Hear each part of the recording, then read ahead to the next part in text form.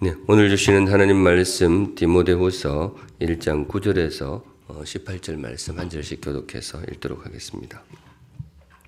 복 있는 사람 본문을 그대로 따라왔는데요. 9절 제가 읽습니다. 하나님이 우리를 구원하사 거룩하신 소명으로 부르심은 우리의 행위대로 하심이 아니요 오직 자기의 뜻과 영원 전부터 그리스도 안에서 우리에게 주신 은혜대로 하심이라. 이제는 우리 구주 그리스도의 수에 나타나심으로 말미암아 나타났으니 그는 사망을 패하시고 복음으로서 생명과 썩지 아니할 것을 드러내신지라. 내가 이 복음을 위하여 선포자와 사도와 교사로 세우심을 입었노라.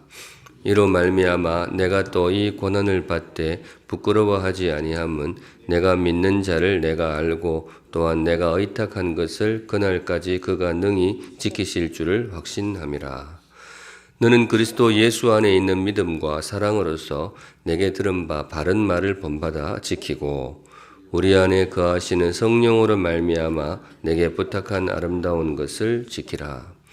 아시아에 있는 모든 사람이 나를 버리니 이를 네가 아나니 그 중에는 부겔로와 허모게네도 있느니라.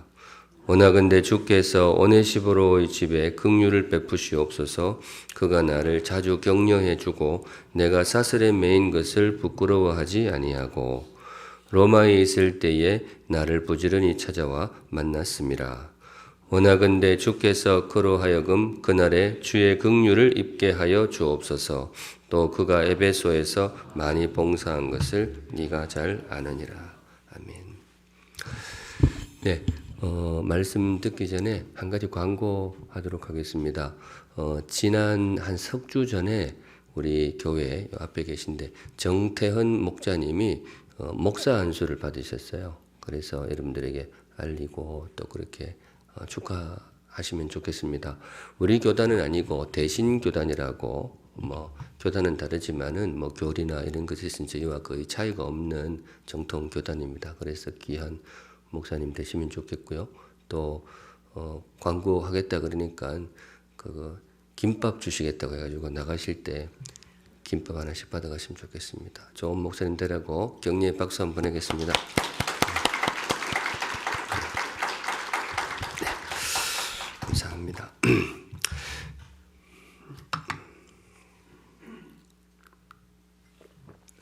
네, 디모데후서 1장 9절에서 18절 말씀 가지고 주님 주신 메시지를 함께 받도록 하겠습니다. 오늘의 말씀은 사역자의 확신입니다. 사역자. 사역자라는 단어가 오늘 본문에 나오지는 않는데 디모데후서를 목회서신 혹은 사역서신이라고 그렇게 부르게 됩니다.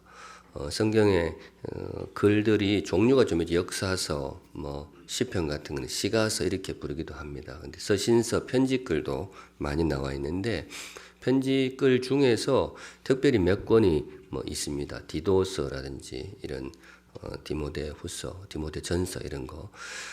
로마서 이런 것들은 어느 교회에 성도들에게 보낸 편지이고 디모데후서 같은 이제 복 있는 사람 본문이 디모데후서로 들어왔는데 이런 서신을 목회 서신 혹은 사역 서신이라고 부르게 됩니다. 선배 사역자 바울이 디모데 사람 이름이잖아요. 후배 사역자 디모데에게 보낸 사역 서신 혹은 목회 서신 그렇게 부르게 됩니다.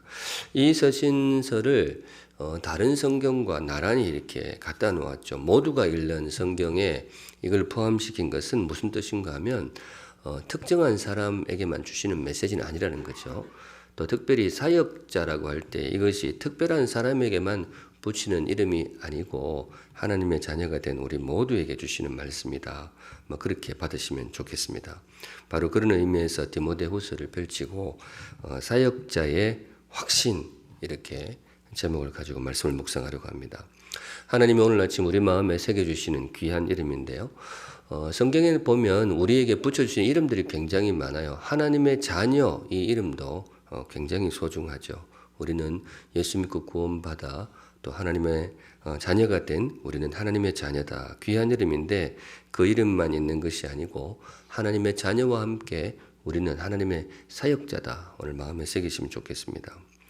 두 이름 중에 어느 이름이 귀할까? 뭐 좀 묵상하는 의미에서 어느 쪽이 귀할까 제가 가끔 질문을 던지는데 하나님의 자녀, 하나님의 사역자 대부분 답은 둘 다 귀하죠. 하나님의 자녀도 참 귀하고 하나님의 사역자라는 이름도 굉장히 귀합니다.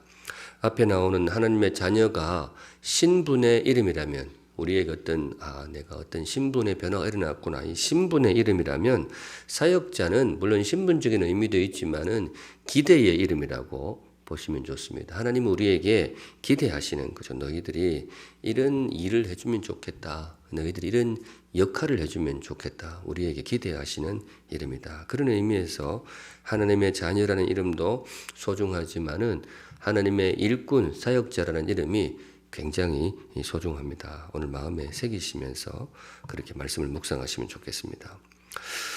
그렇다면 귀한 사역자가 되기 위한 덕목은 무엇이겠는가? 디모데후서 앞으로 읽어가실 때 그런 관점을 읽으시면 참 좋습니다. 들어가면 우선 첫째, 사역자에게 필요한 것이 무엇이냐?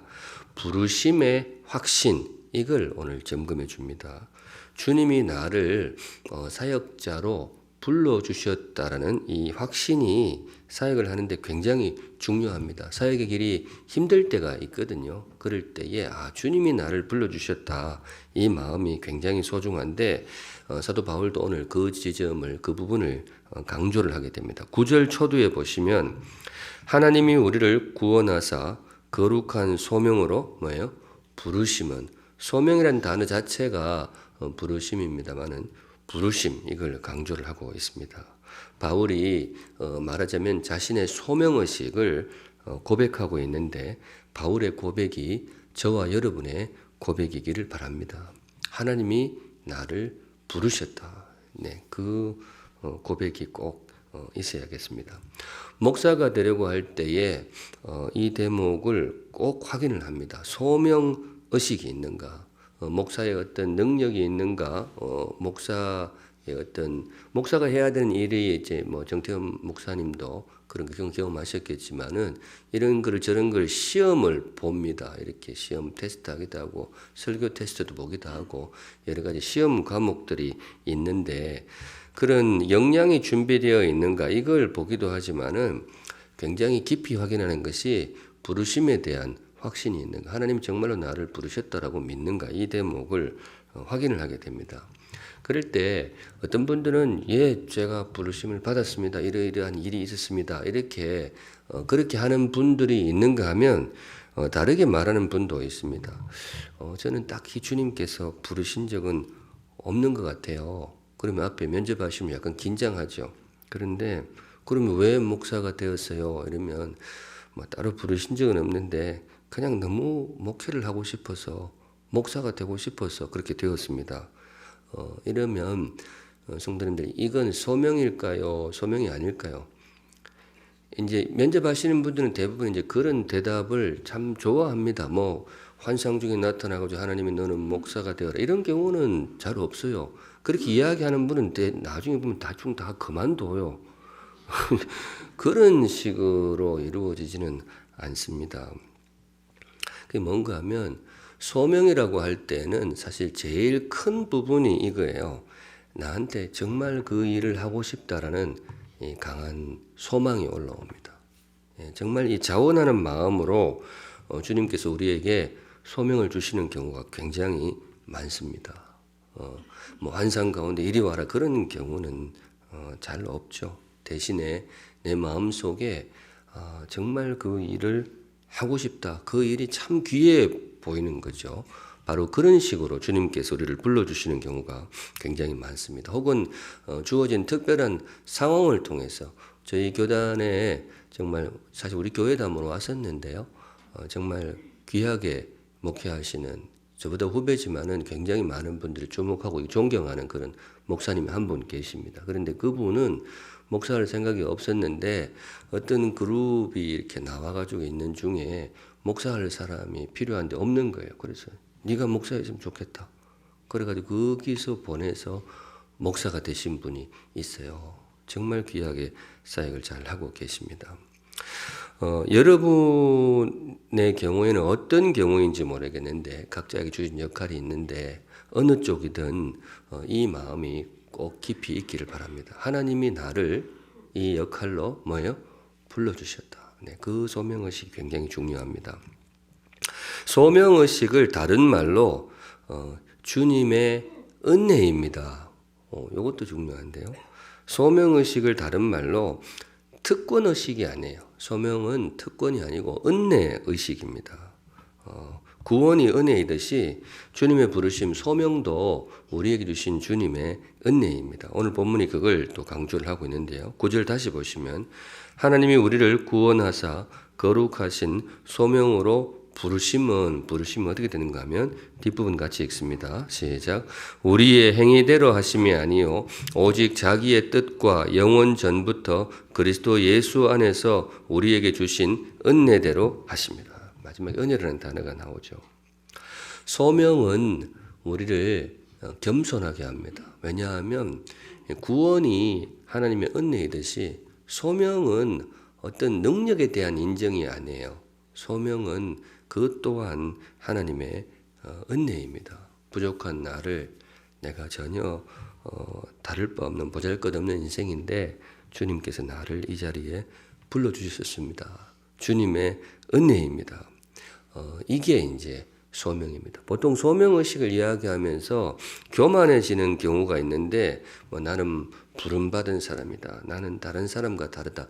그거 성경적인 소명이 아닙니다. 그분의 마음속에 정말로 주님이 부르심을 주셨는가 의구심을 품어도 괜찮을 만큼 교만한 마음은 절대로 소명이 아닙니다. 소명을 받은 사람, 특별히 성경이 말하는 소명을 받은 사람은 더 겸손하고 더 하나님 앞에 낮아집니다. 왜냐하면 그 소명이 하나님의 은혜인 줄을 알기 때문에 그렇습니다. 이 자리에 각자의 부르심, 특별히 목자로 부르심을 받은 분들이 많이 계신데 우리 성도님들 또 특별히 목자님들 겸손하시기 바랍니다. 예, 주님이 나를 부르셨다라는 것은 나의 어떤 능력이 다른 사람보다 출중하다 이런 뜻은 아니죠. 이 귀한 일을 부족한 나에게 맡겨주셨다. 네, 그게 이제 소명의식인데 사도 바울이 후배 사역자 디모데에게 이런저런 당부를 하는데 디모데후서면 사실 성경 역사가들이 추정하기로는 바울의 마지막 편지입니다. 이거 쓰고 이제 돌아가신 거예요. 근데 그때에 이 대목을 꼭 강조를 합니다. 부르심에 대한 확신을 품으라. 그 앞에 더욱 겸손하라. 마음에 새겨두시면 좋겠습니다. 두 번째, 사역자의 확신, 사역자에게 필요한 덕목이 무엇인가? 두 번째는 일에 대한 확신도 참 요긴합니다. 주님께서 나를 부르셨다. 이 확신과 함께 주님이 나를 중요한 일에 부르셨다. 나를 정말로 의미 있는 일에 부르셨다. 이 확신이 참 중요합니다. 오늘 사도 바울이 그 대목도 지적해 주고 계신데요. 12절 보시면 이로 말미암아 내가 또 이 고난을 받되 그 다음 단어가 뭐예요? 부끄러워하지 아니함은. 사도 바울이 이제 후배 사역자 디모데를 향해 편지를 쓰면서 자신의 사역을 쭉 돌아보는데 이 고난이라는 단어를 제일 먼저 가져옵니다. 이거 디모데야 이거 알고 사역했으면 좋겠다. 사역의 길은 고난이다. 여러분들도 아마 잘 알고 계실 거예요. 무언가 일을 한다는 것이 참 힘든 일이죠. 고난이 분명히 따릅니다. 바울은 여러 사람 중에서도 유난히 이제 고난이 많았죠. 그러니까 이 단어가 제일 먼저 떠올랐어요. 그런데 그 뒤에 우리가 주목해야 할 단어가 나옵니다. 부끄러움이라는 단어입니다. 바울의 서신에 가끔 이 단어가 나오죠.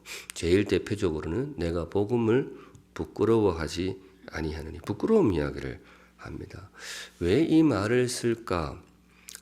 왜 갑자기 이런 말을 쓸까? 이제 요게 굉장히 중요한 포인트라고 저는 생각하는데 이유가 뭔가 하면 하나님의 일을 할 때 때로 뭐예요?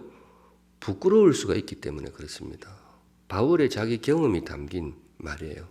나는 이 일을 부끄러워하지 아니한다. 이게 무슨 말인가 하면 한때 부끄러웠던 거죠. 그리고 얼핏 그런 생각이 올라올 수가 있는 거죠. 주의 일을 하는 것이 부끄러울 수가 있는가? 예, 그럴 수 있습니다. 부끄러울 수 있습니다. 제가 신학교 가려고 할 때에 이렇게 축하해 주는 사람은 거의 없었어요. 왜 그런 걸 하려고 하느냐? 뭐 이런 이야기. 그리고 뭐 집안에서는 반대가 굉장히 심했었죠. 뭐 그런 경험을 하는 분들이 많습니다. 저도 뭐 굉장히 반대를 많이 했었습니다. 그런데 내일 제가 또 그런 이야기를 들으러 갑니다. 내일 제가 이제 광고 드린 대로 임팩트인 설교하러 가는데 그 교육자하고 선생님들이 그 동성애 간략하게 하고 아이들 오랜만에 뭐 담임 목사 대화의 시간을 가지면 좋겠다. 그럽시다. 그래서 질문지를 미리 받았다 그러면서 한 10개를 대표적인 가져왔어요. 그 중에 눈에 확 들어온 질문이 뭔가 하면 목사님 좋은 대학 나오셨다는데 왜 목사가 되셨어요? 그래 적어놨어요. 그리고 저거 문구를 보니까 돈 많이 벌 수 있는 길도 많은데 왜 글로 가셨어요? 그래. 이거 오랜만에 이 질문을 받아보는데 뭐라고 대답하면 좋을까요? 너네 생각보다 목사가 돈을 많이 벌어 이렇게 이야기를 할까 싶기도 한데 이제 그런 게 있죠. 이게 이제 차원은 전혀 다른데 사도 바울을 향해서도 이런 의구심에 어떤 표하는 사람들이 굉장히 많았던 거죠. 이분은 훨씬 더 강렬한 질문이었죠. 왜 너는 그 십자가에 죽은 사형수를 주님으로 섬기느냐? 사실 사도 바울이 유대 사회에서 굉장히 잘 나가던 엘리트 최고 엘리트 코스를 밟았던 사람이거든요. 그런데 유대 사회에서 볼 때는 완전히 이단화로 빠진 거죠.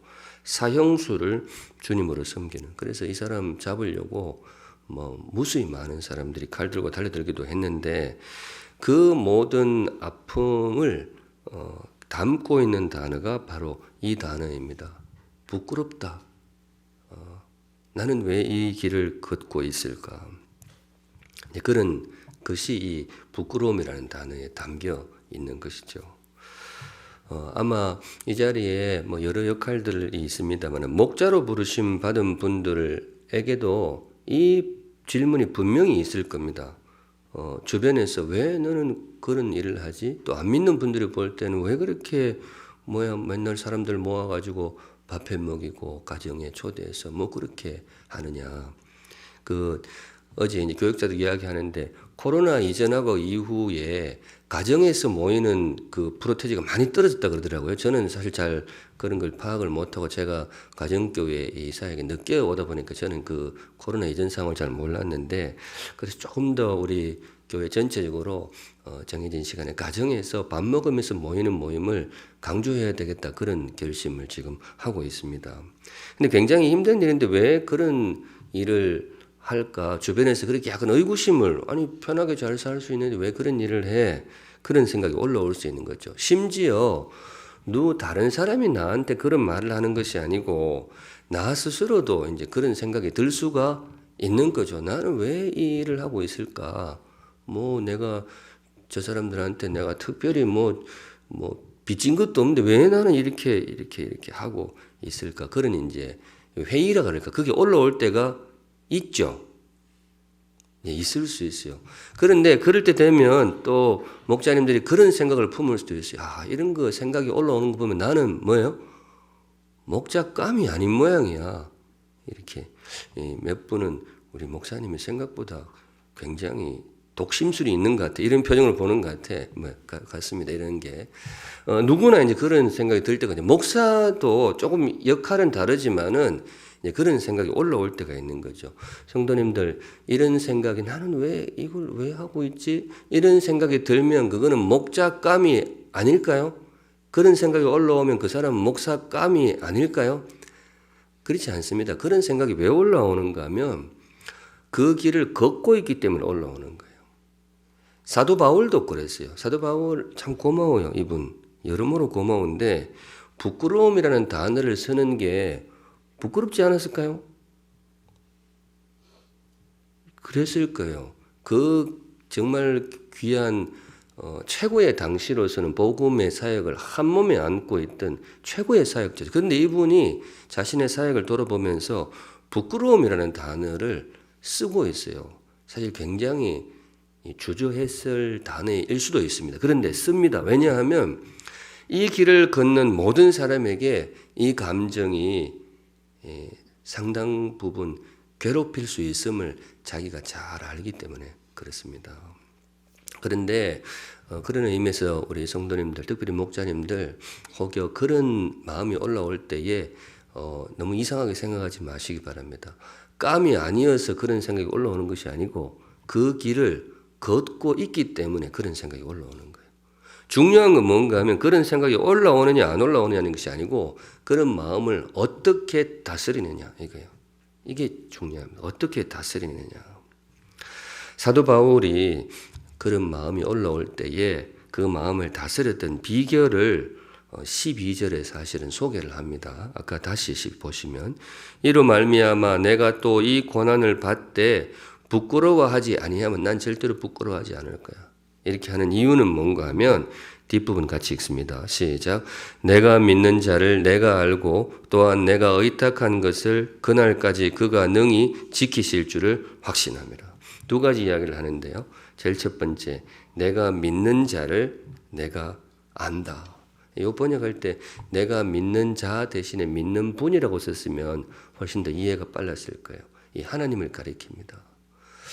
어떤 마음속에서 어떤 부끄러움 이런 것이 올라올 때에 사도 바울은 하나님을 바라보는 거예요.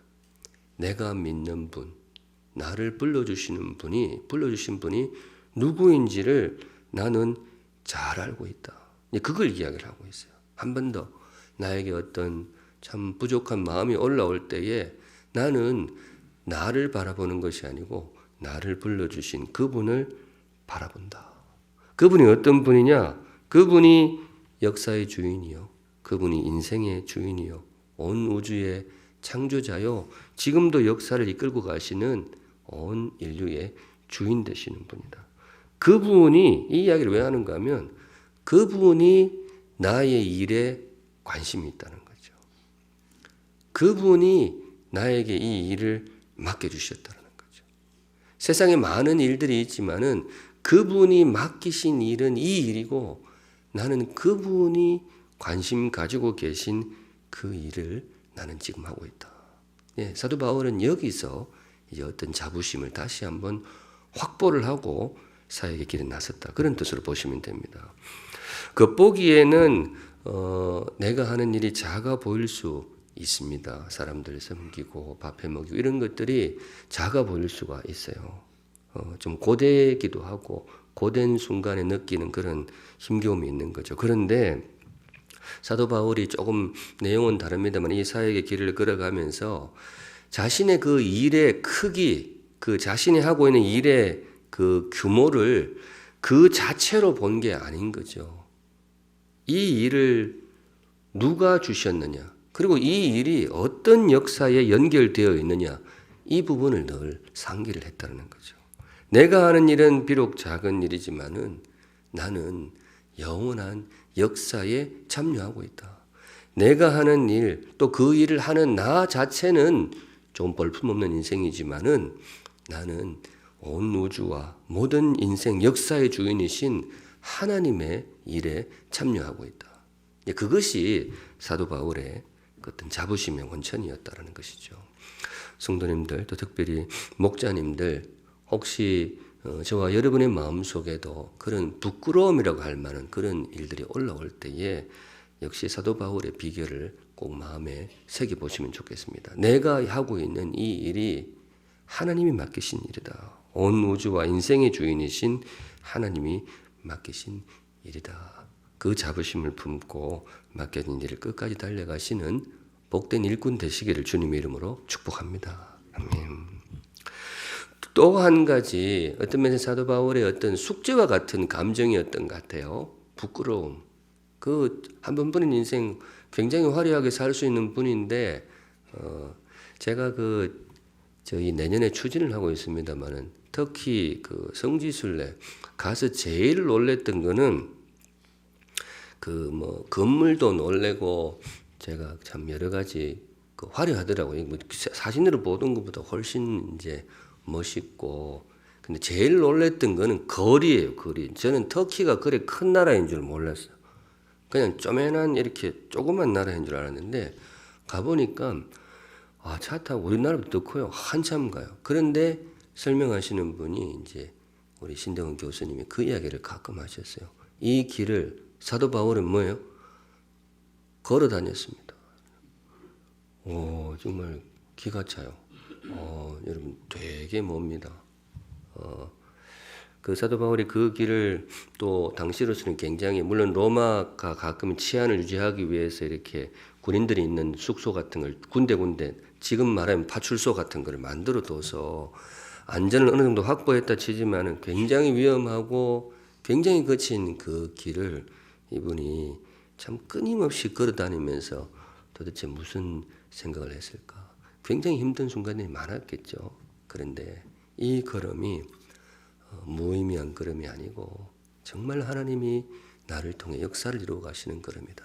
예, 그 자부심이 없이는 할 수 없는 일이었겠다. 그런 생각을 했습니다. 또 한 가지 사도 바울이 그 길을 끝까지 갈 수 있었던 하나의 원천이 있습니다. 12절 다시 보시면 이로 말미암아 내가 또 이 고난을 받되 부끄러워하지 아니함은 내가 믿는 자를 내가 알고, 요거 했잖아요. 또 나머지 부분 같이 읽을게요. 시작. 또한 내가 의탁한 것을 그날까지 그가 능히 지키실 줄을 확신함이라. 그래서 제가 세 번째는 지키심의 확신 이렇게 잡았어요. 지키심의 확신. 우리 사역자에게 꼭 필요한 마음입니다. 근데 마지막 부분 다시 보여주시면 또한 내가 의탁한 것을 그날까지 그가 능히 지키실 줄을 확신함이라.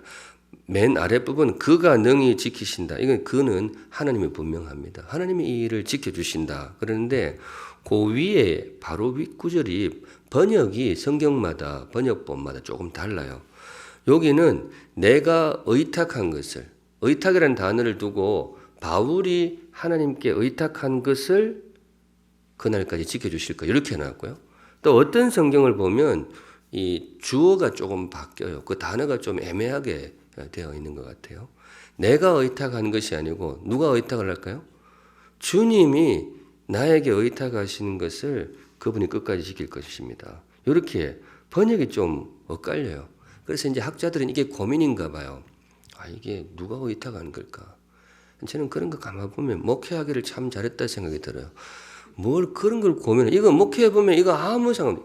여러분 이게 무슨 말인가 하면요. 저는 의도성 있는 이렇게 헷갈림이라고 생각이 돼요. 뭔가 하면 주님이 우리에게 이 귀한 일을 의탁을 하셨잖아요. 이거 좀 해주면 좋겠다. 그럼 그 의탁을 받은 우리가 제일 많이 하는 게 뭐예요? 이 일을 다시 뭐예요? 주님께 의탁을 해요. 그걸 뭐라 그래요? 그걸 기도라 그러죠. 뭔가 귀한 일을 맡은 사람은 늘 그렇게 해요. 하나님 맡겨주셨는데 주님 내 힘으로 부족합니다. 주님이 해주십시오. 그러니까 제가 보기에 이거 현장에 있어 보면 정말 귀하게 헷갈리게 하셨구나 이렇게 생각이 드는 거죠. 예, 그런데 사도 바울의 믿음이 뭔가 하면 주님이 나에게 맡겨주신 것. 그래서 나도 지속적으로 주님께 의탁드린 이것을 주님이 친히 그날까지 마지막 날까지 지키실 줄을 확신함이라 이렇게 되어 있어요. 내가 최선을 다하지만은 이 일을 이루시는 분은 내가 아니고 주님이십니다. 주님이 이루실 줄을 제가 믿습니다. 우리 성도님들 또 특별히 영혼을 맡으신 분들 이 바울의 확신을 우리가 품고 하시면 좋겠어요. 하다 보면 자신의 부족함을 다 느끼는 거죠. 누구나 그래요. 목자의 길도 그렇고 목사의 길도 그렇고 하면 할수록 나는 목사 체질이 모양이다. 야. 이런 사람 잘 없어요. 그런 사람은 보면 한 내후년에 신문에 나오고 그만두고 이런 사람들. 오늘 왜 이런 말이 거칠어져. 저도 쭉 보는데 제가 보기에 그 소명은 그런 건 아니라는 것을 쭉 지켜봐요. 그 신학교 들어올 때 정말 화려한 소명을 이야기하시는 분이 있어요. 어디가 무슨 일이 그분들 다 떨어져 나갔어요. 그런 거 아니에요. 정말 나는 부족한데 정말 이게 맞을까? 그 고뇌하면서 하시는 분들이 정말 신실하게 사역하고 있는 모습들을 이제 세월이 흐르면서 많이 보는 거죠. 우리 성도님들, 특별히 목자님들 그런 마음으로 우리에게 맡겨진 사명 끝까지 달려갈 수 있기를 주님의 이름으로 축복합니다. 네, 그게 믿음인 거죠. 고린도전서 3장 6절 7절 우리 사역자의 말씀인데요. 나는 심었고 아볼로는 물을 주었으되 오직 하나님께서 자라나게 하셨나니. 7절 같이 읽습니다. 시작. 그런즉 심는 이나 물 주는 이는 아무것도 아니로되 오직 자라게 하시는 이는 하나님뿐이니라. 엊그제 이제 목자의 삶 마지막 날 우리 같이 식사하면 좋겠다 해서 식사하면서 이런 어떤 분이 이 이야기를 하시더라고요. 근데 설교문에 이거 넣어놨는데 이게 하나님이 목자에게 주시는 말씀이 맞구나. 저도 그런 생각이 들었어요. 우리가 하는 일이 자라게 하고 무언가 열매 맺는 일은 사실 우리 소관은 아니에요. 그거는 하나님의 일이고 우리는 심고 물을 주고 그 역할에 충실할 때에 주께서 우리의 일을 마지막 날까지 반드시 지켜 주실 것입니다.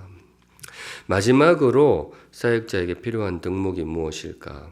조금 다른 차원인데 간단히 마음에 새기겠습니다. 사람에 대한 기대입니다. 계속해서 확신 그러다가 사람에 대한 확신이 아니고 기대라고 썼는데요. 왜냐하면 이 대목은 실망할 수가 있거든요. 15절 우리 함께 읽습니다. 시작. 아시아에 있는 모든 사람이 나를 버린 이 일을 네가 아나니 그 중에는 부겔로와 허모게네도 있느니라. 사도 바울이 사역하면서 겪은 아픔을 지금 후배 사역자에게 진솔하게 이야기하고 있어요. 디모데야, 내가 열심히 했는데 나를 훅 찌르고 도망간 인간들도 있다. 뭐 이런 거죠. 그 사람들 이름이 뭐예요? 부겔로, 허모게네. 제가 뭐 이름 자체가 약간 좀 그런 것 같지 않아요?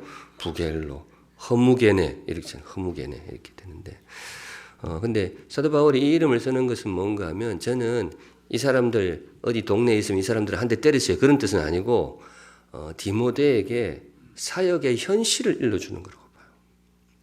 디모데야, 사역의 길이 그렇게 장밋빛은 아니다. 물론 귀한 일도 행복한 순간도 있지만은 사역의 길에 있어서는 사람으로 인해 아픔을 당하는 순간들이 많아. 그게 사역의 일부야. 그걸 지금 이야기를 하고 있는 거죠. 근데 이제 사역하시는 분들 저희 오늘 좀 목자 기도회만 하면 설교가 길어져. 여러분들 다음에 각오하고 오세요. 각오하고 오는데 지난주에 사실은 동기회를 했어요. 편하게 말씀드립니다. 이제 한 오랜만에 동기들 회가 있어서 그리고 또 거기서 원래 제가 회장이 됐어요. 그렇게 물론 그거 알고 가긴 갔는데 그 가서 저는 샘물 사역하면 다 행복할까요? 힘든 일도 있을까요?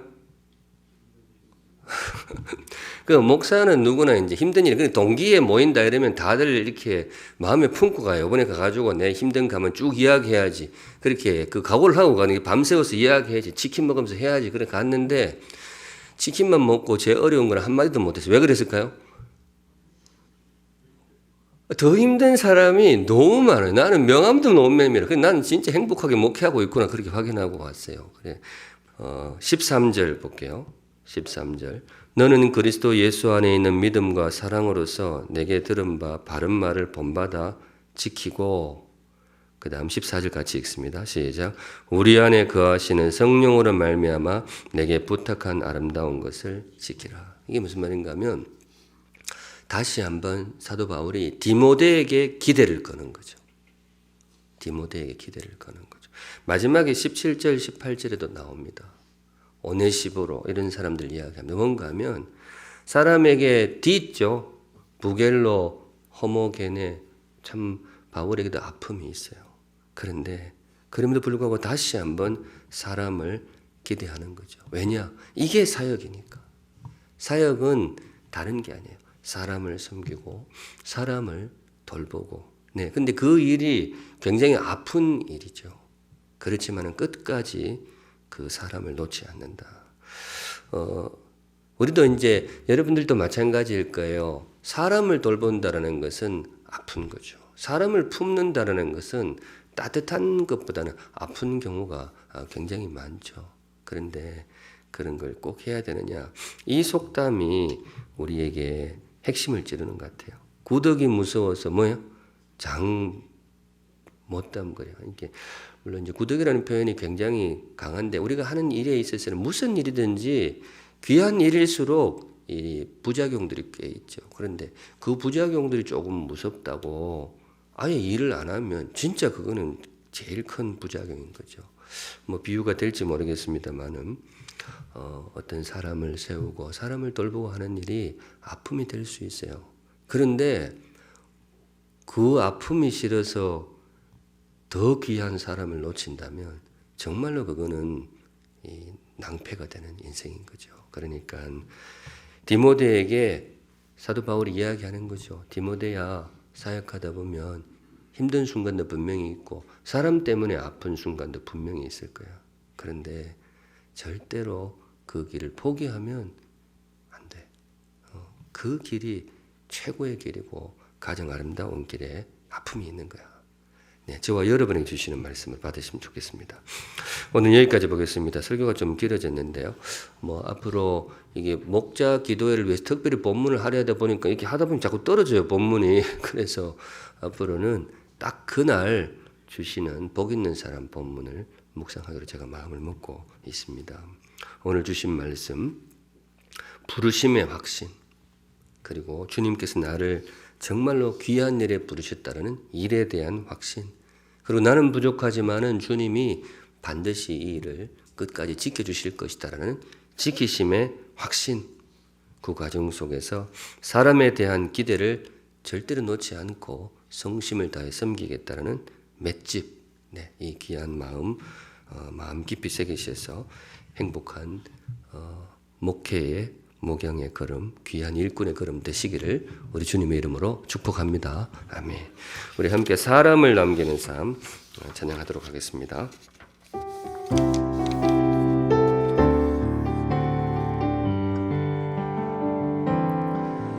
나로 인해 행복을 느낀 사람,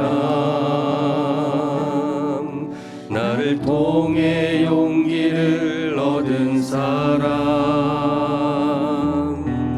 내가 살다 간 자리, 그 머문 자리에 사람이 남아있기를,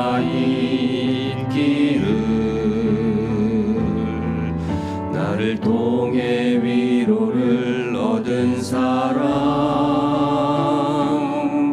나를 통해 주님을 만난 사람, 내가 살다 간 자리, 그 머문 자리에 사람이 남아있기를,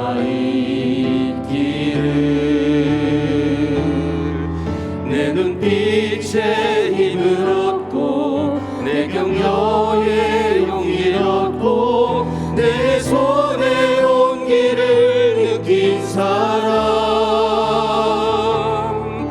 내가 머문 자리에도 사람이 남아있기를, 주님 앞에 서는 날 나의 삶의 열매로 책을 남기는 삶도 좋고 이름 남기는 삶 좋지만 사람을 남기신 주님처럼 내가 살다 간 자리에 사람이 남아있기를, 주님 앞에 서는 날 나의 삶의 열매로 드리리라. 우리 기도하는 마음으로 처음부터 한번 할게요. 나로 인해 행복을 느낀 사람, 나로 인해 행복을 느낀 사람, 나를 통해 용기를 얻은 사람, 내가 살다 간 자리, 그 머문 자리에 사람이 남아있기를, 나를 통해 위로를 얻은 사람, 나를 통해 주님을 만난 사람, 내가 살다 간 자리, 그 머문 자리에 사람이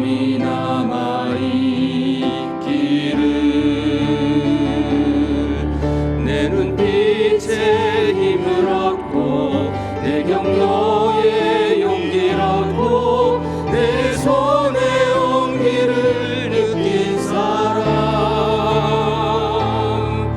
내가 머문 자리에도 사람이 남아있기를 주님 앞에 서는 날 나의 삶의 열매로 책을 남기는 삶도 좋고 이름 남기는 삶 좋지만 사람을 남기신 주님처럼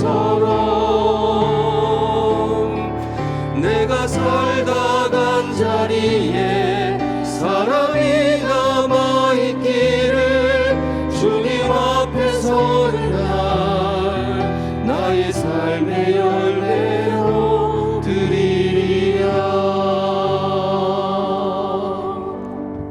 네, 오늘 주신 말씀 가지고 우리 한 목소리로 한번 기도하겠습니다.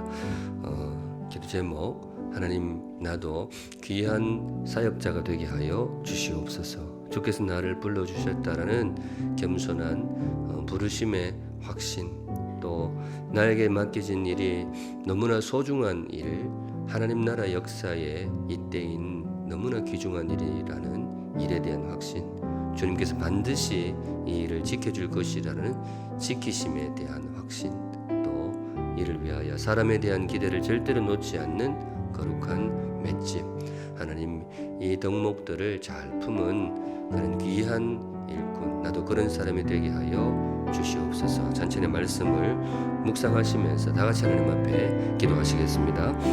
거룩하신 하나님 아버지 우리 사랑하는 일꾼들 또 성도들 또 목자님들과 함께 오늘 주신 말씀 마음에 품으면서 하나님 앞에 나아갑니다. 좋은 일꾼 되기를